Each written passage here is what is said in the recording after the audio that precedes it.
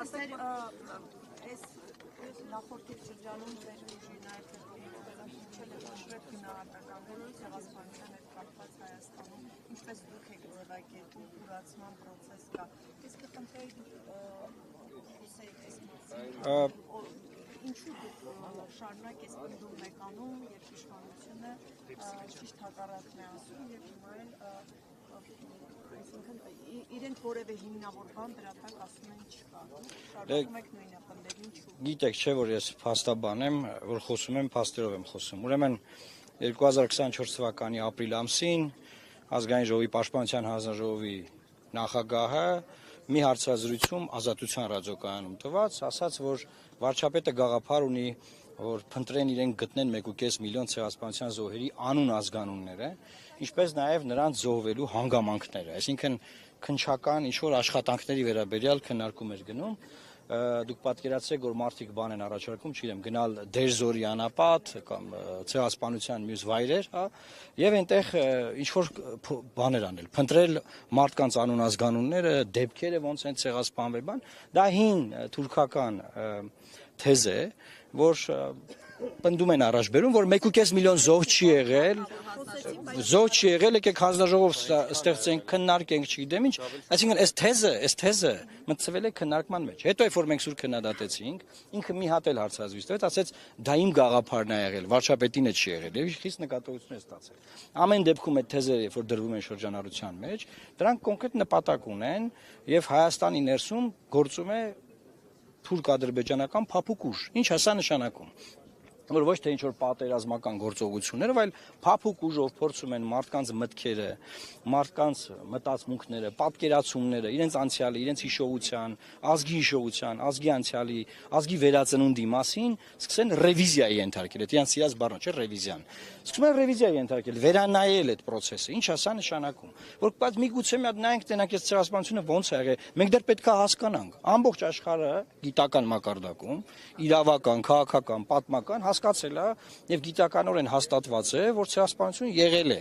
Ես հիշում եմ Ամերիկայում, երբ որ սովորում էի Լո Սքուլում, իրավաբանական դպրոցում, մեր դեկանը, այսինքն իրավաբանական դպրոցի գլխավոր մարդը էլի ռեկտոր, ինքը ներկայացրեց մի գիրք, որտեղ ցեղասպանությունների մեջ այդ ցեղասպանությունը նշված էր massacre, այսինքն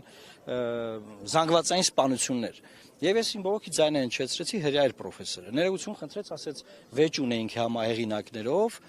սենց ենք ձևակերպել, հաջորդ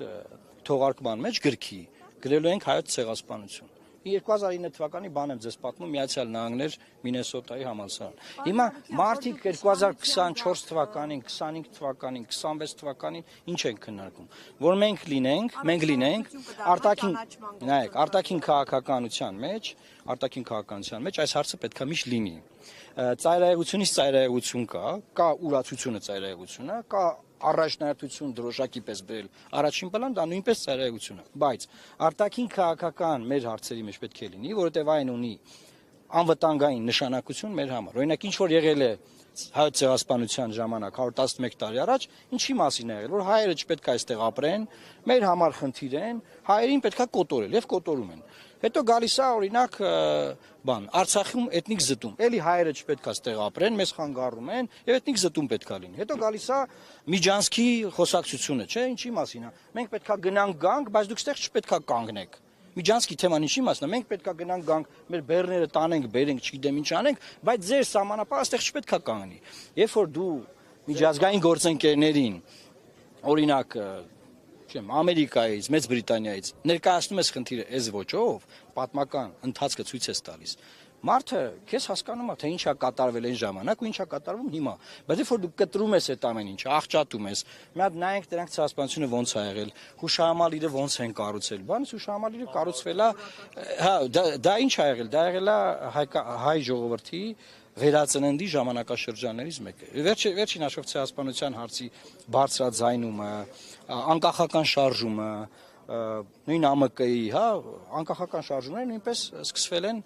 այս հարցերը հիշելուց, մեր պատմական հիշողության մեջ արձանագրելուց եւ մեր պատմական հիշողության մեջ այն ոչ թե պահանջատիրության իմաստով եմ սա ասում, այլ մեր իմունիտետի, ազգային իմունիտետի բարձրացման պաշտպանության համար։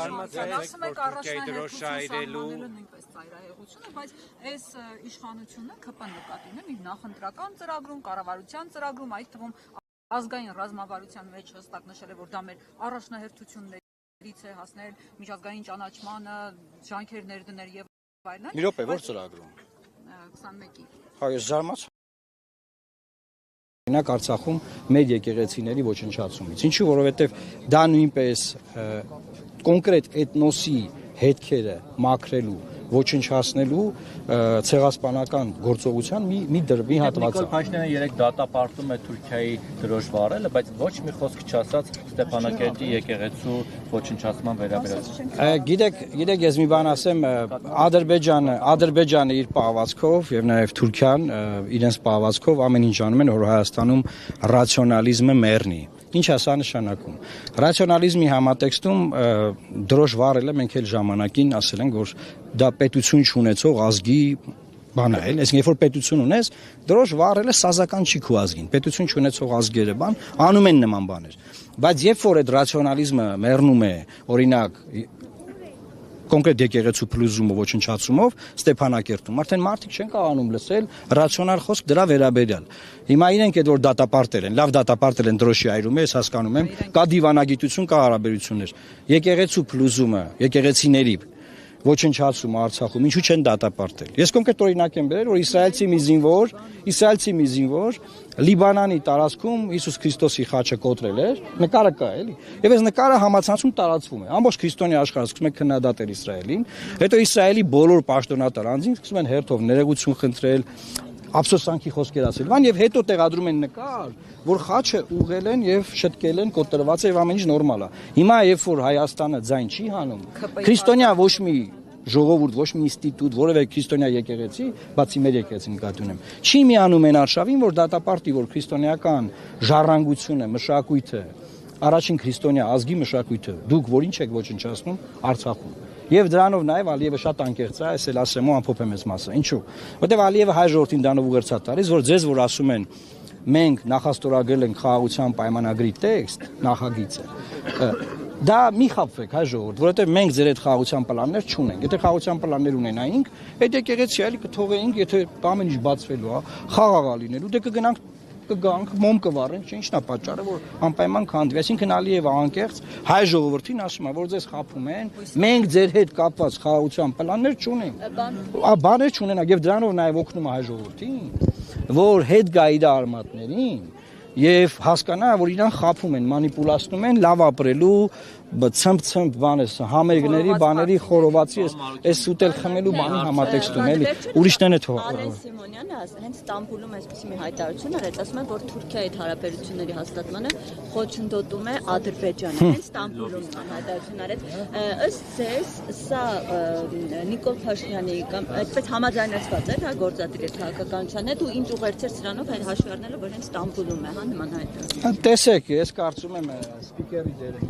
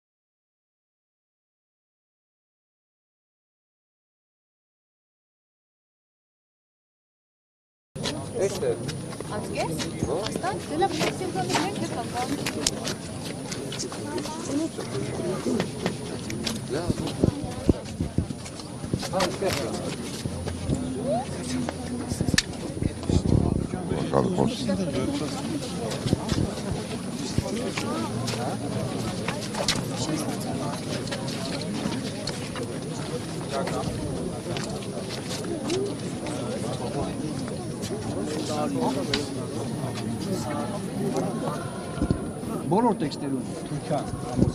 համաձայնվել է, որ գրվի, որ առանց նախապայմանների բանակցում, բայց միևնույն ժամանակ բոլոր նախապայմանները իրենք դրել են սեղանի վրա։ Դա եղել է սկզբից Արցախյան հիմնախնդիրը, հետո Միջանցքի հարցը եւ այդպես շարունակ։ Հիմա մի քանի քաղաքական հարց էլի, եթե կարելի է, պարոն Մարուկյան, ինչ Կաղայս եղավ կողմից եւ Հովիկ Աղազարյանի հետ, ինչ տեղեր չկարողացաք միասին կիսել եւ ձեր նախընտրական քարոզարշավի ընդհանրապես ընտրական փուլի մեջ եք մտել, ով է փողը տվել, ով է ֆինանսավորում։ Ոչ մի բան չի եղել մեր միջև ամեն ինչ նորմալ գործընկերային հարաբերություններ կան։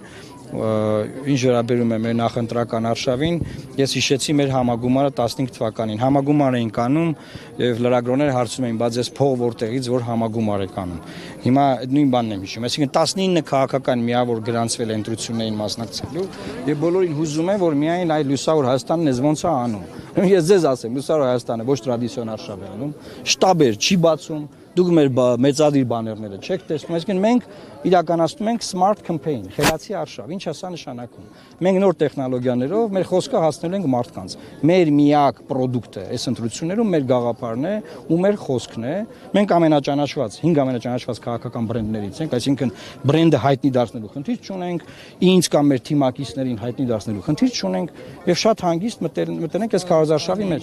Մի ուրիշ բան էլ ասեմ, Դավիթ Խաչակյանը մեր ներկայացուցիչ կենտրոնական ընտրական հանձնաժողովում մեր նախընտրական թիմի անդամ է, ուսակցությունից դուրս եկած մարդիկ կան, այո, նրանք չկան, չեն կարող լինել, որ ուզեն անել։ Ես էս ավարտեմ, էլի։ Ես ուզում եմ նաև լրագրողներին մի խնդրանք ներկայացնել կամ կարող պահանջ։ Դա այն է, որ դուք դարձրել եք ընտրությունների վերաբերյալ խոսույթը, փողի խոսույթ։ Այսինքն, ով առաջին, մի րոպե, ով առաջին հայացքից, ասեմ, ով առաջին հայացքից փող ունի,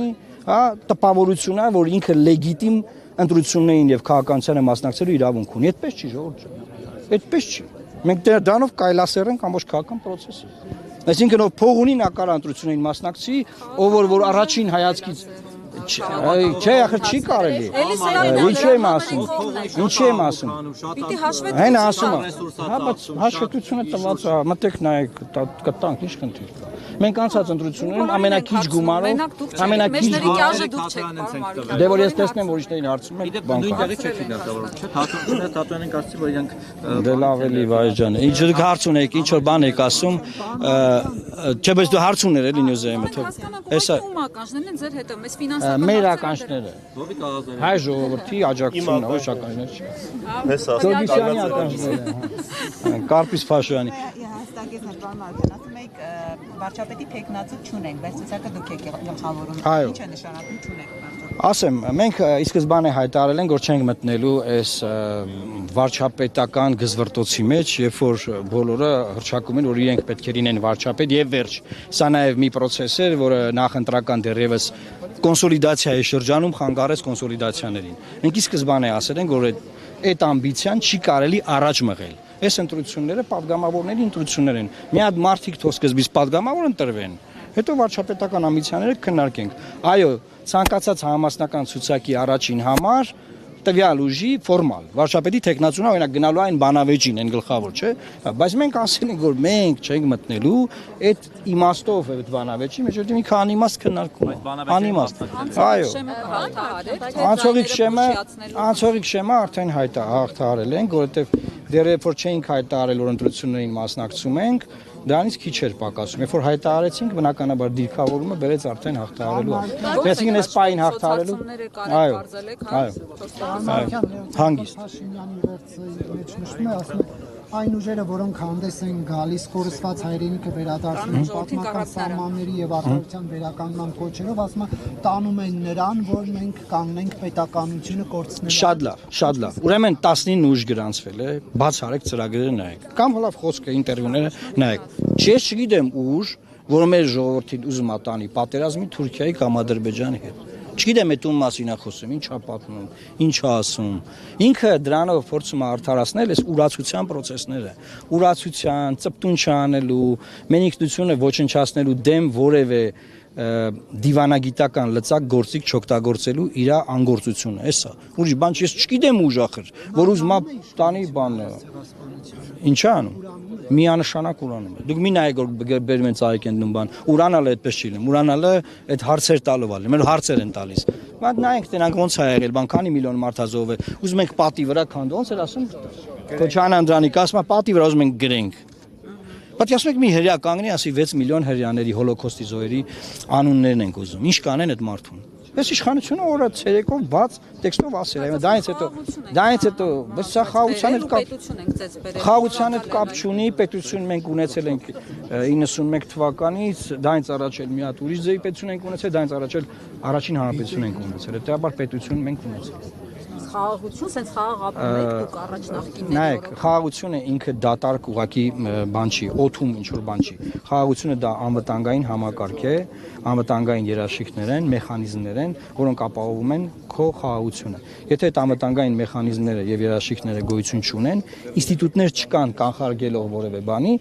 խաղաղության մասի խոսալը բանը, նախընտրական բան լոզունգ է։ Հավելում էլի, իրենք երբ որ նման հարց է տալի, ասում են, ձեր խաղաղությունը ինչ երաշխիք ունի, իրանք մեջ բերում են օգոստոսի 8-ի թուղթը, ասում են, սա ամենամեծ երաշխիքն է խաղաղությունը։ Օգոստոսի 8-ին երկու փաստաթուղթ է ստորագրվել, մեկը TRIP-ն է, որով միջանցք է հանձնել, մյուսը խաղաղության պայմանագրի նախաստորագրված տեքստն է, որի վերաբերյալ մանրամասն ես խոսել եմ հենց այդ օրը եւ ցույց եմ տվել, թե ինչ խնդրահարույց կետեր կան մեզ համար, եւ ես գտնում եմ, որ այդ կետերը բնականաբար չի կարելի ուժի մեջ մտցնել, դրանք պետք է վերաբանակցվեն։ Վերաբանակցելու թեզը ես եմ մտցել օրակարգ, այո, պետք է դրանք վերաբանակցվեն, եւ ես ավելին ասեմ, որպես այդ փաստաթղթի վրա աշխատած մարդ, այն կետերին, որ իրենք համաձայնվել են, մենք երկար ժամանակ չենք համաձայնվել։ Մենք նկատի ունենք Հայաստանի Հանրապետությունը։ Շնորհակալ եմ, ցտեսություն։